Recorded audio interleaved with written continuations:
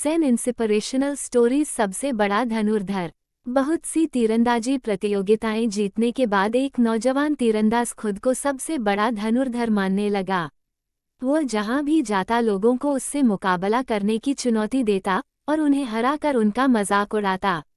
एक बार उसने एक प्रसिद्ध ज़ेन मास्टर को चुनौती देने का फैसला किया और सुबह सुबह पहाड़ों के बीच स्थित उनके मठ जा पहुंचा।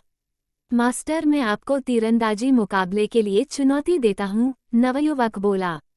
मास्टर ने नवयुवक की चुनौती स्वीकार कर ली।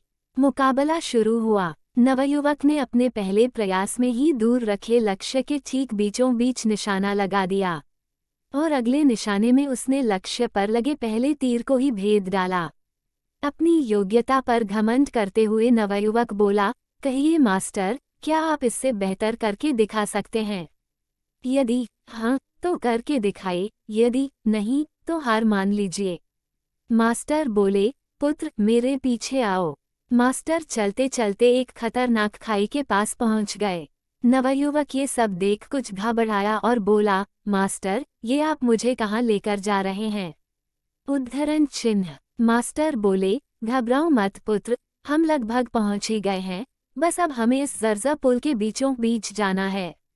उद्धरण चिन्ह। नवयुवक ने देखा कि दो पहाड़ियों को जोड़ने के लिए किसी ने लकड़ी के एक कामचलाऊ पुल का निर्माण किया था और मास्टर उसी पर जाने के लिए कह रहे थे। मास्टर पुल के बीचों बीच पहुंचे, कमान से तीर निकाला और दूर एक पेड़ के तने पर सटीक निशाना लगाया।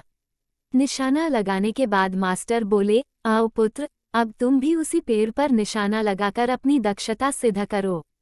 नवयुवक डरते डरते आगे बढ़ा और बेहद कठिनाई के साथ पुल के बीचों बीच पहुंचा और किसी तरह कमान से तीर निकालकर निशाना लगाया, पर निशाना लक्ष्य के आसपास भी नहीं लगा।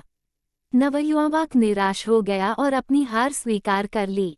तब मास्टर बोले, पुत्र, तुमने तीर धनुष पर तो नियंत्रण हासिल कर लिया है, पर तुम्हारा उस मन पर अभी भी नियंत्रण नहीं है जो किसी भी परिस्थिति में लक्ष्य को भेदने के लिए आवश्यक है। पुत्र, इस बात को हमेशा ध्यान में रखो कि जब तक मनुष्य के अंदर सीखने की जिज्ञासा है तब तक उसके ज्ञान में वृद्धि होती है, लेकिन जब उसके अंदर सर्वश्रेष्ठ होने का अहंकार आ जाता है तभी से उसका पतन प्रारंभ हो जाता है।